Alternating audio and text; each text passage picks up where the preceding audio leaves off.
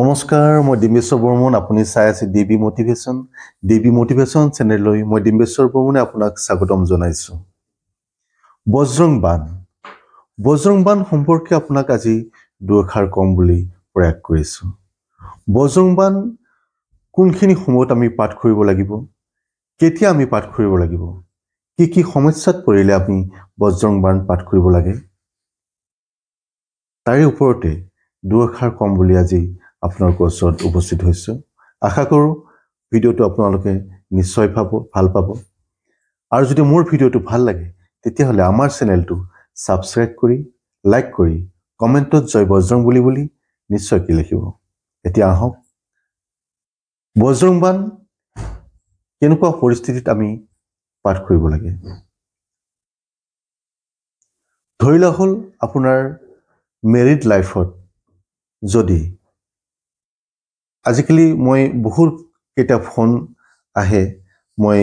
ফোনত পাইছো আৰু সেই গতিকে মই এই কথাখিনি আপোনালোকৰ ওচৰত আজি অৱগত কৰিছো যে ঘৰখনৰ যিটো আপোনাৰ পৰিৱেশটো তেওঁলোকৰ গিৰিয়েক আৰু ঘৈণীয়েকৰ মাজতে বহু এটা বিশৃংখল পৰিস্থিতিৰ সন্মুখীন হৈ থাকে তেওঁলোকৰ গিৰিয়েকটো অইন কোনোবা মানুহজনীৰ লগত মানে ৰিলেশনশিপত থাকে আকৌ কিছুমান মানে ঘৈণীয়েকৰ আৰু কিছুমান গিৰিয়েকৰ লগত ৰিলেশনশিপত থাকে ইয়াৰ পৰা পৰিত্ৰাণ পাবলৈ হলে কি কৰিব লাগিব কেনেকুৱা কি বিধিৰে আমি কি পূজা কৰিলে আমি পৰিত্ৰাণ পাম এনেকুৱা ধৰণৰ বিভিন্ন ফোন আমাৰলৈ আহি থাকে আজিৰ দিনত মোটামুটি আপোনাৰ আজিৰ দিনটোত 100ৰ অধিক ফোন মই ৰিচিভ কৰিছো ইয়াৰে ভিতৰত 25টা 30টা মান এনেকুৱা ধৰণৰ ফোন মই পাইছো ইয়াৰ ভিতৰত আৰু কিবা কিবি বিভিন্ন ধৰণৰ কথা আছে মই আপোনালোকক গোটেইখিনি শ্বেয়াৰ কৰিব অলপ অসুবিধা পাইছো কিন্তু এই ধৰণৰ কথাৰ সন্মুখীন হ'বলৈ হলেও আপুনি এই বজ্ৰংবান নিজেই আপুনি পাঠ কৰিব পাৰে এটা কথাটো হল স্বামী স্ত্ৰীৰ মাজত যিটো অতি মধুৰময় যিটো সম্পৰ্ক এই সম্পৰ্কৰ মাজত তৃতীয়জন ব্যক্তি কেনেকৈ তাত আহিব পালে বা কেনেকৈ তাত সোমালে এই কথাখিনিহে অতি গুৰুত্বপূৰ্ণ এইখিনি কথাৰ মাজত অৱশ্যে এটা কথাও আপোনালোকক জনাবলৈ লাগিব আগতে কিন্তু মই এই কথাখিনি বৰ এটা বিশ্বাস কৰা নাছিলো আজি কিছুদিনৰ পৰাহে মই এই কথাখিনি অলপ বিশ্বাস কৰিব ললো এই কাৰণে এতিয়ালৈকে মোৰ তাতে ডেইলি 200-300 ফোন যদিও আহে ইমানখিনি ফোন মই ৰিচিভ কৰিব পৰা নাছিলো যদিও আজি আমাৰ বন্ধ আছিল গতিকে আমি এই বন্ধৰ দিনত যিমানখিনি পাৰো মই ফোন ৰিচিভ কৰিবলৈ চেষ্টা কৰিলো কিন্তু মেক্সিমাম মানুহৰ ঘৰত কিছুমান কলা যাদু বা ব্লেক মিউজিক হৈ থকা বুলি মোক ফোন কৰিছে তেতিয়া মই তেখেতসকলক এটাই মই উপদেশ ঠিক নহয় এটাই মই কথা তেখেতক মই কৈছো যদিহে আপোনালোকে বজ্ৰংবান আপোনালোকে পাঠ কৰে বা হনুমান চালিচা যেতিয়া আপুনি পাঠ কৰিব লাষ্টত এবাৰ আপুনি বজ্ৰংবানখন পাঠ কৰিব পাঠ কৰিলে নিশ্চয় আপোনালোকে ইয়াৰ পৰা সুফল লাভ কৰিব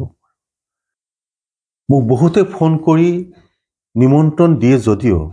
মই বহুতৰ নিমন্ত্ৰণ ৰক্ষা কৰিব পৰা নাই তাৰ বাবে মোক আপোনালোকে ক্ষমা কৰিব কিন্তু ইয়াৰ মাজতে আপোনাক এটা কথা আজি আপোনালোকৰ ওচৰত শ্বেয়াৰ কৰিব বিচাৰিছো এজন বিশেষ ব্যক্তি সেই ব্যক্তিজন অলপ পলিটিক্সৰ লগত অলপ জড়িত ব্যক্তি আছিলে তেওঁ মোক ফোন কৰি 3 দিন মান ফোন কৰিছে তেওঁলোকৰ ঘৰত মই যাব লাগে মানে পূজা ভাগ কৰিব লাগে প্ৰভু শ্ৰী হনুমানৰ বজ্ৰংবান ভাগ পাঠ কৰিব লাগে এতিয়া কথাটো হল কি তেওঁলোকৰ মতে তেওঁলোকৰ ঘৰত কিবা ব্লেক মিউজিক মানে কলা যাদুৰ তেওঁলোকে আক্ৰান্ত হৈ থকা বুলি মোক ফোন কৰি জনাইছিলে আজি 3 দিন মান ধৰি তেখেতে মোক ফোন কৰি আছিলে যে মই তেখেতকৰ ঘৰলৈ যাব লাগে মোৰ পৰা বৰ বেছি দূৰ নহয় মোৰ ঘৰৰ পৰা প্ৰায় বৰপেটা ৰোড মোৰ ঘৰটো নলবাৰীত, আপোনালোকে জানে। বৰপেটা ৰোডৰ এই কাহিনীটোৰ কথা আপোনালোক অকণমান মই জনাইছোঁ ক'বলৈ। মই যেতিয়া তেওঁলোকৰ ঘৰত উপস্থিত হোৱাৰ লগে লগে মোক এনেকুৱা এটা মোৰ এটা অনুভৱ হৈছে, এনেকুৱা এটা ফিলিংছ মোৰ হৈছে লগে লগে, মানে মই বগৰাই পেলাব, এনেকুৱা এটা মোৰ ফিলিংছ আহি গৈছে। মানে কোনোবাই মোক ঠেলি পেলাইছে, মই পিছলৈ গৈছোঁ, তাৰপিছত মই আকৌ নিজৰ শক্তিৰে মই উভতি আহিছোঁ নিজৰ স্থিতিলৈ। তেতিয়া মই ভাবিলোঁ কি হ'ল, মোৰ ব্ৰেইনটো অকণমান তাৰমানে অস্থিৰ হৈ পৰিলে। তেতিয়া মই ভাবিলোঁ নাই, কিবা এটা নিশ্চয় ইয়াতে আছে। তাৰপিছত অকণমান এনেকুৱাও লাগিছে যে যিহেতু তেখেতসকলে মোক কথাটো কৈছিলে যে তেখেতসকলৰ ঘৰত অলপ ব্লেক মিউজিক টাইপৰ কিবা ষড়যন্ত্ৰমূলক কিবা কাম চলি আছে, এনেকুৱা ধৰণৰ কথা মোক কৈছিলে। তথাপি মই বিশ্বাস কৰিছোঁ বা নকৰিছোঁ, মই গৈছিলোঁ তেওঁলোকৰ ঘৰত। গৈ মই তেখেতলোকৰ তাতে যিটো গহীন গম্ভীৰ এটা ঘৰখনৰ পৰিৱেশটো ঠিক এটা পোহৰ স্থিতিত নহয় আৰু, মানে খুব গহীন ঘৰখনত, কিবা অন্ধকাৰ এনেকুৱা যেন লাগে তাৰমানে। তাৰপিছত মই গৈ দেখিলোঁ যে ঠিক আছে বাৰু, যা হওক, মোৰ ফালে মই যিখিনি কৰিব লাগে মই তেখেতসকলৰ তাতে গৈ প্ৰভুৰ শ্ৰীচৰণত মই স্মৰণ কৰি থাপনা স্থাপন কৰি মই পূজা পাতাল যিখিনি মই কৰোঁ এইখিনি কৰি বজৰংবাণ পাঠ কৰিলোঁ। তাৰপিছত মোক আজি ফোন কৰিছে তেওঁলোকে যে তেওঁলোকৰ ঘৰৰ পৰা আৰু তেনেকুৱা ধৰণৰ কোনো শব্দ বা তেনেকুৱা ধৰণৰ কোনো বিশৃংখল, মানে তেওঁলোকৰ নিশা হ'লে তেওঁলোকৰ তাৰমানে আতংকময় পৰিৱেশ এটা হয়, কিবা বিভিন্ন ধৰণৰ শব্দ তেওঁলোকে শুনিবলৈ পায়। আৰু এইবিলাক শব্দ ক'ৰ পৰা আহে, কেনেকৈ আহে তেওঁলোকে ধৰিব নোৱাৰে এইবিলাক কথা। টোপনি মাৰিব নোৱাৰা হ'ল। তাৰপিছত যোৱাকালি যেতিয়া মোক ফোন কৰিলে তেখেতসকলে কৈছে যে নাই, আমাৰ এতিয়া আজি কিন্তু আপুনি যোৱাৰ পিছৰে পৰা আমাৰ তেনেকুৱা কোনো শব্দ বা আমি একো তেনেকুৱা অনুভৱ কৰিব পৰা নাই। টোপনি আহিছে, ধুনীয়াকৈ আমি শুব পাৰিছোঁ, কোনো আমাৰ ক্ষতি হোৱা নাই। তেখেতসকলে মোক এই কথাখিনি জানিবলৈ দিছে। আৰু এই কথাখিনি জানি মই তেতিয়াহে কিন্তু ময়ো ব্লেক মেজিক যি আজিও আছে, কলা যাদু যি আজিকালি মানুহে যে কলা যাদু কৰে, এই কথাখিনি মই তেতিয়াহে বিশ্বাস কৰিলোঁ আচলতে। মই কিন্তু আগৰ পৰা এইবিলাক কলা যাদু এইবিলাক মই বৰ বেছি এটা বিশ্বাস কৰা নাছিলোঁ। এতিয়া মই সেইদিনাৰ পৰাহে মই অকণমান তাৰমানে এই বস্তুটোৰ ওপৰত অলপ ধাৰণাটো সলনি হৈছে আচলতে। গতিকে আপোনালোকক কৈছোঁ, আপোনালোকৰ ঘৰতো যদি এনেকুৱা কিছুমান পৰিস্থিতিৰ সন্মুখীন হৈছে বুলি আপোনালোকৰ অনুভৱ হৈছে, আপোনালোকে নিজেই নিয়ম মানি প্ৰভু শ্ৰীৰামচন্দ্ৰৰ আগত আপুনি সকলো কথা ব্যক্ত কৰি প্ৰভু হনুমান চালিচা আপুনি পাঠ কৰিব, বজৰংবাণ পাঠ কৰিব। যদিহে আপুনি এনেকুৱা সংকটত আপুনি সোমাইছে বুলি আপুনি অনুভৱ হৈছে বা আপুনি গম পাইছে, আপুনি গম পাবই কি পৰিস্থিতি আপোনাৰ আছে, কেনেকুৱা আপোনাৰ পৰিস্থিতিৰ সন্মুখীন আপুনি হ'ব লগা হৈছে। এনেকুৱা ক্ষেত্ৰত আপুনি এনেকুৱাকৈ বজৰংবাণ পাঠ কৰিলে নিশ্চয় উপকৃত হ'ব। বজৰংবাণৰ যিটো আপোনাৰ চপাই আছে, এই এটা চপাইৰ কথা আপোনাক মই কৈছোঁ। এই চপাইটো হৈছে আপোনাৰ ইয়াহা বজৰংবাণ যেহি মাৰে তেহি কহো ফিৰ কোন উবাৰে। এই যে যেহি মাৰে যিখিনি শব্দ, যেহি মাৰে ঠাইখিনিত আপোনাৰ যিটো সংকট আপোনাৰ আছে, এই সংকটৰ কথাখিনি আপুনি অৱগত কৰিব আৰু নিপুণভাৱে এই পাঠ আপুনি কৰিব, বজৰংবাণ পাঠ কৰিব। অতি শুদ্ধ উচ্চাৰণেৰে আপুনি এই পাঠ কৰিব। যদি আপোনাৰ এই বজৰংবাণ ভাগ আপোনাৰ পাঠ কৰিবৰ কাৰণে কিবা অসুবিধা হয় বা আপুনি উচ্চাৰণ ঠিক মতে কৰিব নোৱাৰে বুলি আপুনি ভাবে, তেতিয়াহ'লে আপুনি বাৰে বাৰে এটা চপাই আপুনি দুবাৰ তিনিবাৰ যেতিয়ালৈকে আপোনাৰ চৰ্চিত হৈ নাহে তেতিয়ালৈকে আপুনি এই চপাইবিলাক আওৰাই থাকিব।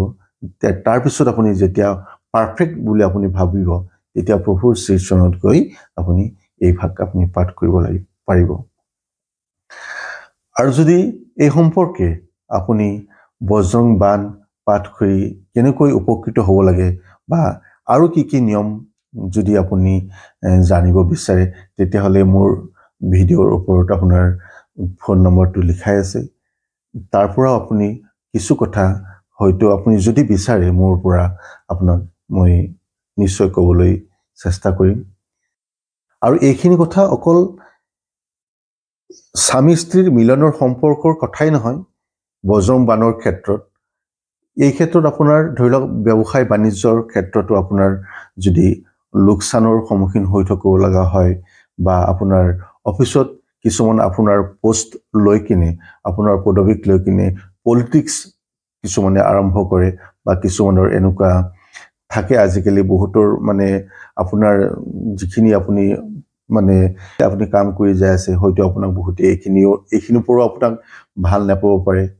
এনেকুৱা ধৰণৰ কিছুমান কথাৰ কাৰণেও আপোনালোকে বজৰং বান পাঠ কৰিব পাৰে মাত্ৰ এই যিখিনি মই নিয়ম ক'লো এই নিয়মখিনি মানে এইটো নিয়ম যিটো ক'লো যেহি মাৰে এই বজৰং বানৰ এই যেহি মাৰে শব্দখিনিত আপোনাৰ নিজৰ যিটো আপোনাৰ কথা নিজৰ যিখিনি আপোনাৰ মানে সংকটত আপুনি পৰি আছিলে এইখিনি কথা সেইখিনি সময়ত আপুনি ব্যক্ত কৰিব আৰু এটা পাৱাৰফুল আপোনাৰ কথা মই কৈ থম যদি আপুনি ব্যক্তিগতভাৱে কোনোবা এজন ব্যক্তিক জানে যে এইজন মানুহে মোক এই কামটো কৰিছে তেতিয়াহ'লে সেই মানুহজনৰ নাম আপুনি ইয়াতে উল্লেখ কৰি যদি এই পাঠ আপুনি কৰে দেখিব ইয়াৰ পৰিণতি কি হ'ব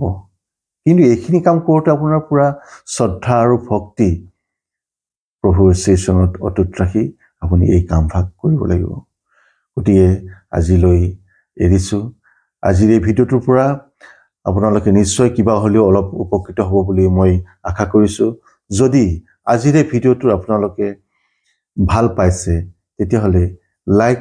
কমেণ্ট শ্বেয়াৰ কৰি মোক উৎসাহিত কৰিব বুলি মই আশা ৰাখিছোঁ